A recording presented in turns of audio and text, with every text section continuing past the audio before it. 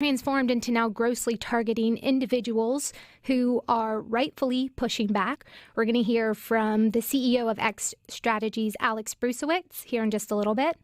And then at 11:05, at the top of the 11 o'clock hour, we are going to get a readout from the Senate from Senator Nicole Akins-Boyd, who, among the many activities she's involved in, she is the vice chair of the Education Committee and is pushing a couple of bills aimed at increasing the transparency and ability for the public to engage in what's going on throughout the state. So I'm excited to be here with you. I will remind you, you have the C Spire text line. I love to hear from you as we are going through the show, your thoughts, your questions, general feedback. You can reach us at 601-879-4395. Just a friendly reminder, please do not text and drive. I was just driving up this morning from the snowy part of Oxford, Mississippi. And I will say, as you get a little bit further down south, the roads are good. But up north, especially on the bridges, be very, very careful. It's still a little bit icy in some places. So let's jump right into it. The January 6th Commission is nothing more than a politically charged distraction. The Democrats in Washington, D.C. keep trying to convince Americans to ignore the bad things going on around us that are a direct result of President Biden and his policies. We've got inflation, high gas prices, a lagging economy, COVID letdown, perpetual international embarrassments, which we'll get more into later today, corruption run amok in his own family, and in open borders. And despite all these issues, Democrats are trying to shift the American people's attention away from their very real problems and back to a few rioters that broke the law on January 6th. And in the process of politicizing this, they are going after individual people. And there are some legitimate questions, but first, let's bring on, joining me now is Alex Bruesewitz. He is the CEO of X Strategies. He's been the recent subject of these politically motivated targets. Alex, welcome to the show. Hey, thanks for having me, Manny. It's great to be with you. Great to be with you. So let's go back to January 6th. You were involved in the rally. This was the early morning event. Can you tell us a little bit about what you were doing, what it was like down there, and also a really important question of who was watching your dog? Well, you and your great husband were watching my dog, so thank you for that again. That was really great of you. Really appreciate that. But, I just want to set the record straight. My only involvement in the rally on January 6th was I was a attendee of the Ellipse event where President Trump and many other people spoke. I was not involved in organizing. I wasn't involved in anything other than that. I literally showed up to the event on January the 6th. And so I wasn't at the Capitol. And the only place I was near the Capitol was, your house where I was dropping off my dog. But that was all of my involvement. Yeah. And when you were down at the rally, because when I'm in D.C., I like to run the mall. It's a beautiful place. It can be very inspiring. I remember running down there early in the morning and seeing a lot of very excited people who wanted to air their grievances, listen to the president talk, but then go about their business. When you were up there talking, I've heard you talk. I know you have a very positive message that resounds with younger conservatives, which is why you were up there engaging in that type of activity. But was that your feeling as well down at the rally? Yeah, absolutely. And leading up to it, from November 3rd until January 6th, there were hundreds of peaceful protests, hundreds of thousands of Americans who joined these protests all across the country in almost all 50 states. I was personally in Wisconsin on November 6th. I had a wonderful gathering outside of the Capitol in Wisconsin. A few hundred peaceful protesters showed up, and my message to them was, let's be peaceful. The media wants a story. We're not going to give it to them. We're not like the Democrats. You don't need to board up your businesses because of our protests, right? We're peaceful. It's a peaceful movement. Hundreds of thousands of people, tens of millions of Americans had concerns about what happened on the 2020 election. And in this country, you have a First Amendment right to peacefully assemble, speak your mind, and peacefully petition your government. And so on January 6th, that was the cumulative effort. All these people who had concerns came to Washington that day to stand with the 147 legislators and the 12 senators who had the courage to say, hey, I hear your concerns. I am going to debate the results of the election. I'm going to exercise my constitutional authority and my right to debate these election results.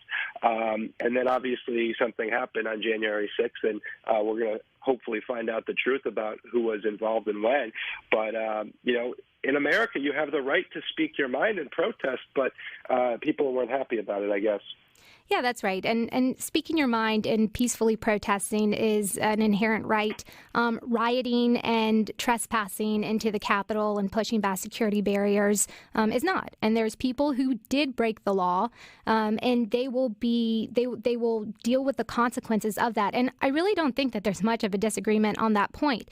Where there is a disagreement is this January 6th committee that has been organized by Nancy Pelosi and what they're actually doing with this committee to go after people who really had nothing to do with the riotous illegal actions, but were a part of the MAGA movement and people who supported President Trump. So can you catch us up? Fast forward, in recent weeks, the January 6th committee has taken an interest in you. What did they do? They sent you a letter. What did it say? And why are they suddenly looking at you?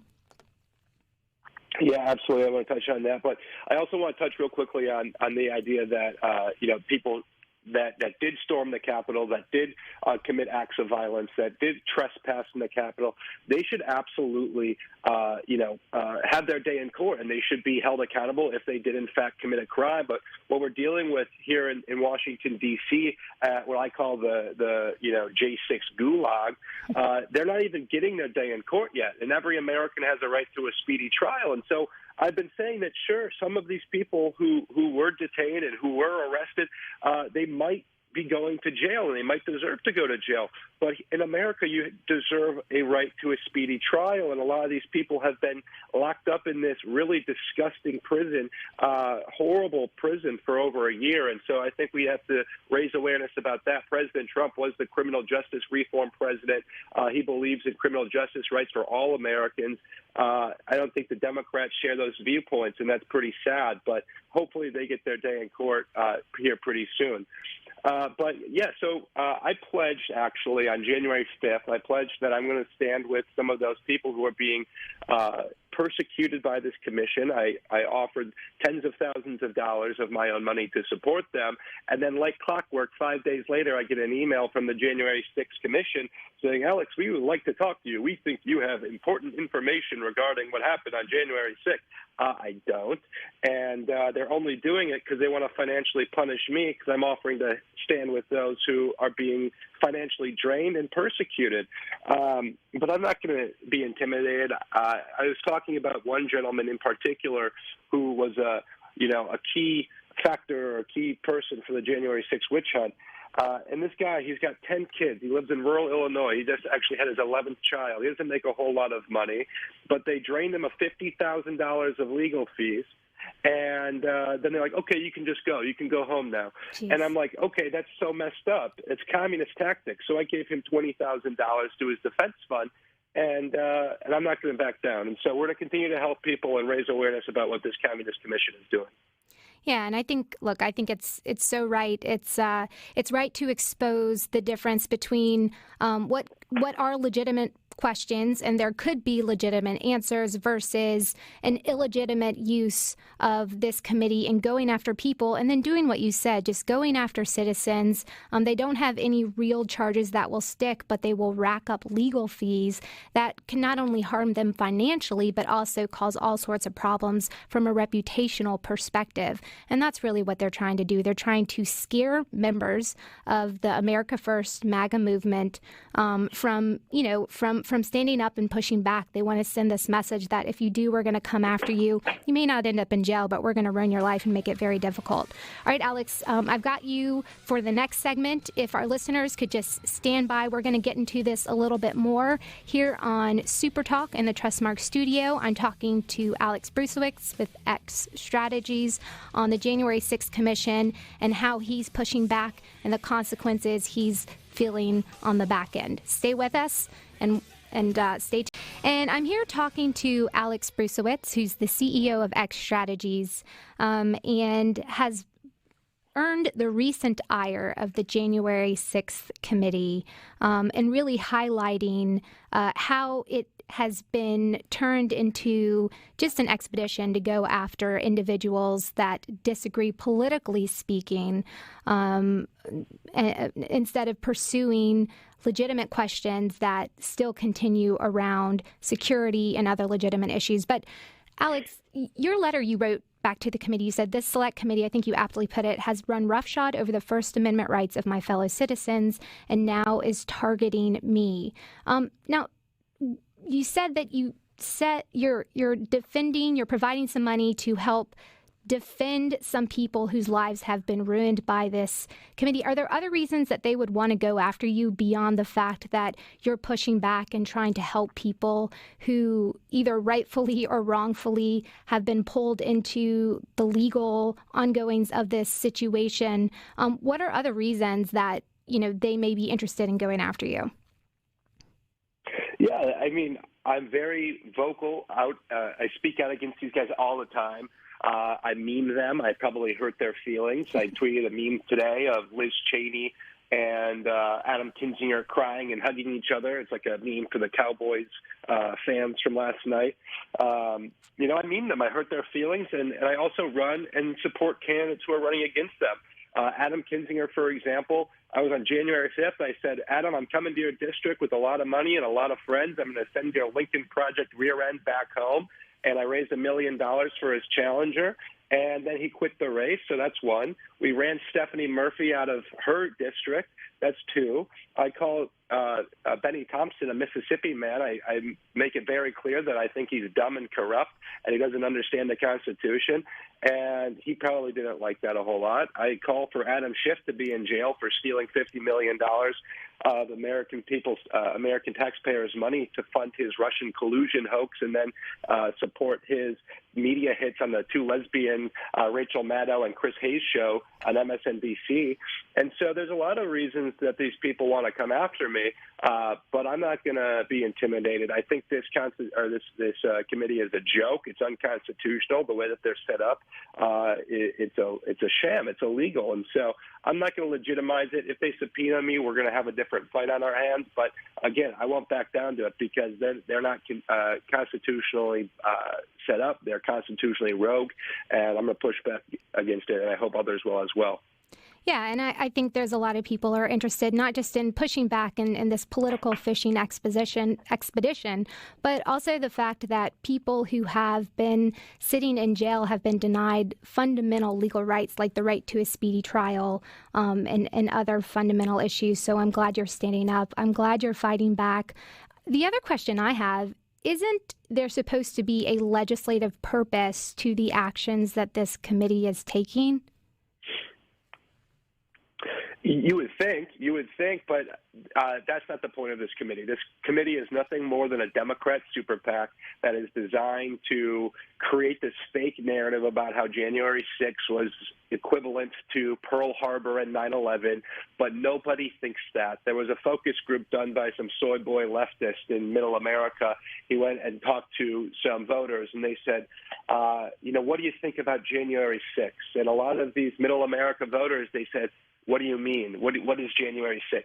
Their narrative is flopping. It's failing because the people on this committee who are in charge of spreading the narrative, they're very stupid, and their narrative just doesn't land. And thankfully, people are turning off the fake news, and they're listening to people like you, Mandy. They're listening to people like Joe Rogan. They're listening to Tucker Carlson. And so the narrative is being defeated in real time. And so now they're going to go for desperation. They did this sedition conspiracy, whatever, against the Oath Keepers, who I believe were actually working with the Democrats to do some nefarious stuff. But we're going to go back on offense, and we're going to set the record straight for what actually happened on January the 6th. Well, there certainly is a lot to follow with this story and something that we will continue to monitor. Now, to shift gears just a little bit, beyond the January 6th Commission, you've been very vocal in other hot topics in the Republican space. Recently, there's been talking about misinformation from the media, and they're always trying to create these fake fights between leaders of the conservative movement. There's been some recent headlines trying to pit President Trump against Governor DeSantis. You had some words on this recently. Could you just give us your take on what's really going on there? Yeah, I think it's just a fake news trap to divide two America First leaders. President Trump and Ron DeSantis are both totally on our side. They are both on the same team, and they're both doing wonderful things for the Republican Party. And so what the fake news is trying to do is they're trying to create this divide in the state of Florida, a state that's incredibly important that we got to win. And I don't think the Republican voters are going to fall for it. Ron DeSantis knows how much Donald Trump helped him in 2018. He came in big for him in the primary. Ron DeSantis was bound, actually, to a guy named Adam Putnam. A lot of people don't recall, but Donald Trump came in and he said, Ron's my guy. Ron was with me 100%, and I'm going to stand by him. And he walked him through the finish line that primary and then came in big for him in the general election. And Ron, I believe, is a man of great character and great loyalty. And if President Trump says he's going to run in 2024, I don't think Ron's going to do that.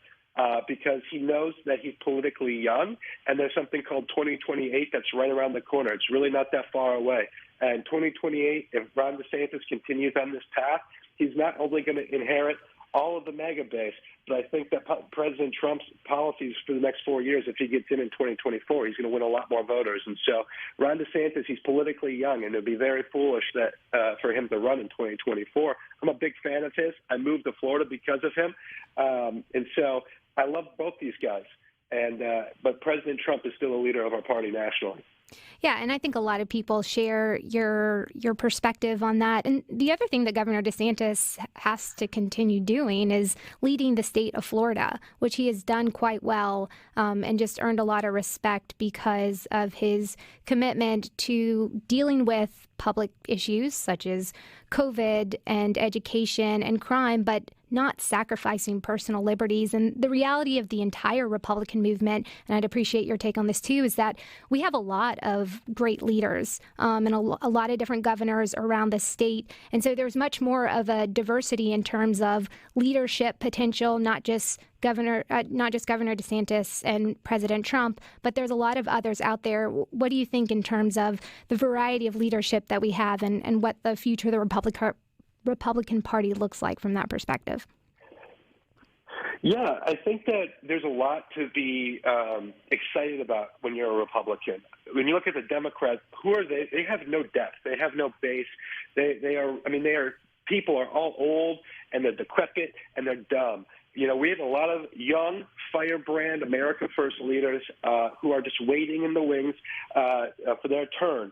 And I know that Ron DeSantis, he knows his time isn't yet, but he knows that if he continues leading the state of Florida, I think one of the most important states in America, the way he has been, he's well positioned to kind of take the baton and run with it when President Trump hangs it up. But President Trump isn't done yet. But you look at people like Marjorie Taylor Greene and Madison Cawthorn and Senator Josh Hawley. We have so many America First leaders that we can be excited about. And so when you're a Republican, I know times are tough right now with Joe Biden in the White House, but you know, we're going to be okay in the long run. We're going to take this country back, and when we get power, we're actually going to use it. And that's something that we haven't done in the past. But we're going to get a Senate, a Congress, and a president in the White House in 2024, and they're going to be willing to use the power. We're going to take this country back. Amen to that. And Alex, you're a part of that. Tell folks real quick how they can follow you and pay attention to what's going on in the X Strategies world. Yeah, you can follow me at Alex Bruesewitz on Twitter and on Instagram. I call out a lot of people. I have some fun on there, but I try to be very accurate with what I post. Well, yeah, it's certainly a fair warning, and I think most people have realized that following you on Twitter is not for the faint of heart, but certainly for those who feel a strong fire and a commitment in terms of taking this country back and making sure that the future of the country aligns with conservative-based values and, you know, consistent with the original founding principles that some have come to take advantage of, but some of us continue to want to fight for and expand access to that very real and alive American dream. Absolutely. Well, Manny, thank you so much for your continued support and your friendship. It's meant a lot over the years, and you're really doing everything you can on the front lines as well to take our country back. So God bless you. All right, Alex, thanks for joining us. Folks, stay tuned. We've got more to discuss, including what's going on in Virginia, a little readout from President Trump's rally in Arizona, and more on what's going on in Mississippi.